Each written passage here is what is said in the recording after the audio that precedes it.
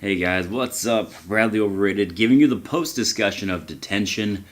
And let me just start by saying I love this game. I really did. I will be making a review of it. I'll be putting it up tomorrow. But for the meantime, let's discuss this. Now, for those of you that don't know, I did a lot of research after the game because there were some things I wanted to know about. Because I don't know much about Taiwan. And this game is made by a video game company in Taiwan. And the whole people coming in, the book reading. I'm assuming, by the way, you've watched the Let's Play for this. All of the incidents that occurred in this game were inspired by real-life events, historical events, and one of them was the White Terror in Taiwan. And what that was there was an incident, and it's known as the 2/28, February 28th incident, where essentially was the beginning of a giant massacre that was brought about from China, the Chinese Republic, where they ended up killing 18,000 to 28,000 Taiwanese people, where they would either be held in prison, they were killed in cold blood, or they just mysteriously vanished. This was a real thing that happened. This isn't that's made up, and the White Terror was martial law declared on Taiwan, which lasted for 38 years, starting in May of 1949 to July of 1987. That's a lot of time to have a group of people suppressed, which means their freedoms were taken from them. They couldn't speak freely. They were restricted in what they could read, what they could watch, what they could see, what they could do, how they worked. I mean, I live in the United States, and we love to complain a lot here. We're never happy with anything, it seems like, but we have our freedom of speech. We can do what we want. We can say what we want. We can think how we want.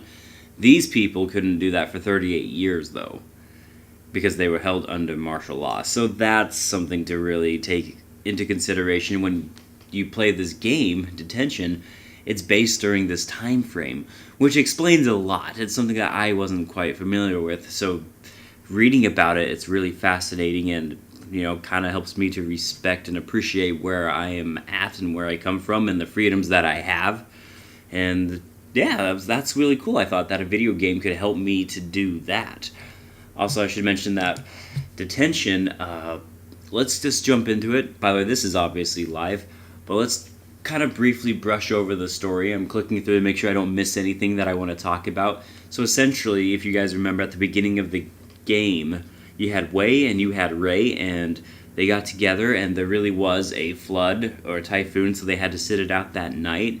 They kind of bonded a little bit, talking to each other, became friends, and Wei gave Ray a book list. At the time, I didn't think anything of it. I was like, oh, it's just a book list, but what I didn't realize was, like I said, this was based on the White Terror in Taiwan, and this book list was books that were forbidden at the time. Now, it doesn't seem like a big deal, perhaps, to most of us, reading a book. It's so what, but reading these books could get you killed, literally. So when Wei gave Ray the books, I didn't realize that he was basically trusting her with his life. It wasn't something, it was so casually brought up in the game that I didn't quite realize the impact until I finished the game, when, started reading about the White Terror and what was actually going on in Taiwan. So that was pretty crazy. And unfortunately for Wei, Ray was having a difficult time. She was an excellent student in the school. She was doing everything by the book, but then her grades started slipping and she started not caring. And the reason behind that was she had some domestic problems. Her parents were obviously struggling. I believe his dad was cheating on his mom. They were going through a divorce. I'm not quite certain. I can't confirm these things. It's just the impressions I got from playing the game. But it was making Ray very miserable, and she was feeling very lonely. She found solace, though, in her therapist slash soon-to-be kind of person that she was seeing, and I believe his name was Wang. And they grew into a relationship, which, helped her to have some hope. But unfortunately for her and for Wang, that didn't quite work out. Oh, wait, it's not Wang, it's Chang. I just remembered. So, sorry, my bad. But Chang ended up, terminating the relationship with Ray, which once again left her in a state of despair. And I don't know whether or not it was to get back at her or because she just didn't care anymore. She ended up turning that book list. If you remember, towards the end of the game, it revealed that she was the one that turned the book list into that officer, which ultimately led to Wei getting thrown in prison. It led to Chang being executed, which I believe was kind of that demonstration of the puppet show, if you remember, the police officer shooting the other person with the gun. I believe that was Chang. And ultimately, unfortunately, the guilt was so strong for Ray and what she had done that she had committed suicide. She ended her life, and she did, in fact, jump off of the school building, which was that unmarked grave that we saw at the beginning of the game as well. That was Ray's. Also, afterwards, if you remember the bad ending, when Ray was getting, when she walked up on top of whether it was the school assembly, essentially, and the crowd was clapping for her, that was a real event that happened. But because she was praised for being truthful and, for essentially revealing who these conspirators were, she ended up in the other bathroom, when they put the broom on there and they wrote Snitcher, that was Ray they locked in the bathroom there and put that. She was the snitcher, I discovered, and that was pretty cool to realize that that's what that was about. So while she was held as a hero in front of, the officers and all that stuff, to her peers, she was a terrible person, understandably so. I should also mention that Yin, the other lady that was in this game, she was the proprietor of the book list, if you remember. She's the one that handed it out and said secrecy is the most important thing. She ended up, helping try to fight for the freedoms of the people, but ended up dying of cancer, unfortunately. So it's a really sad situation, whereas like Chang was fighting for the freedoms of the Taiwanese people, and unfortunately he got executed. Yin dies of cancer, but it ends up ultimately being Wei that I feel the most for. I can't even begin to imagine how that would feel to be in his situation, where honestly, when you think about it, if he had just not given Ray the book list, this probably never would have happened.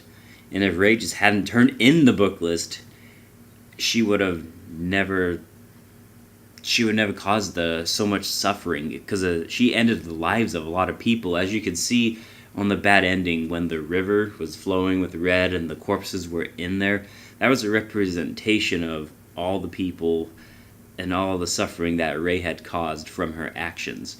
And I think out of all the people she felt the most guilty about, I think she felt the most guilty about Wei. She ends up in a state of limbo for her actions after she dies, and she basically has to relive the events, and she is for all the time in all eternity because she feels so guilty about them that she can't let it go. That moment when she slits Wei's throat, I think, is very symbolic of the way she honestly feels and what she caused towards Wei, and kind of in a sense it makes sense. I mean, you took 15 years of his life away, if not more. He was held in prison. While he was in prison, his mother died. I don't know where his father is. His father, for all we know, passed away too. He was left with absolutely nothing because of the results of your actions. So, metaphorically speaking, she did slit his throat. I know it's a really sad ending, and to think of someone being stuck in a state of purgatory like that, it's tough, but it's beautiful in a way. The bad ending, the quote-unquote bad ending, I think is an excellent ending, and I think it's a true ending. I also think the good ending did happen, and I'll explain that in a second. So, obviously, if you just watched the last video, you know how the good ending is, and I say good not as in like it ends happily. It's the true ending of this story, where Wei goes back and revisits the school. Understandably so, it's the last thing he really had before his world was taken from him. And he sits down in the class, and then Ray sits on the other side. Whether it's obviously her spirit, but she sits there with him, just like they did all the way back when, at that moment, when they sat down together was when all of these events happened. So I thought it was a very beautiful, beautiful ending. I thought it was very poetic in a lot of ways. And here's what I think happened. I think Ray did spend 15 years at least in that purgatory state where she had to relive time and time again the events that happened at that school. Essentially repent of her sins. And I think that moment happened when Wei came back to the school. When Wei sat down in the classroom, I think that was when Ray was able to move on to the next life, essentially. When he sat down, she sat down there with him. In a way, it was almost an apology. Now, obviously, I don't know how Wei feels about Ray or anything like that, but I think it's an absolutely beautiful ending. And that's why I think the bad ending is still a true ending, and I think the good ending is also a true ending. I think they both coincide. But that's my personal takeaway from this. Obviously, you can have your own thoughts and opinions on it, but that's the way I take the story, and it was a beautiful story. Detention, honestly, this video game, I came playing this game for the horror, and I stayed for the story. And when it comes to stories, I mean, seriously, this is one of the best I've ever played. I absolutely love this story, and I know it's a little bit more tragic, but it's based on a historical moment that was just a pure tragedy. Sometimes there are moments that are not happy, and if this game had a happy ending, I don't feel like it would be as impactful or as good as it was. So I'm glad they went the direction that they did. And I love this game. I highly recommend it. Even if you've seen me play it, pick it up, support it. It's awesome.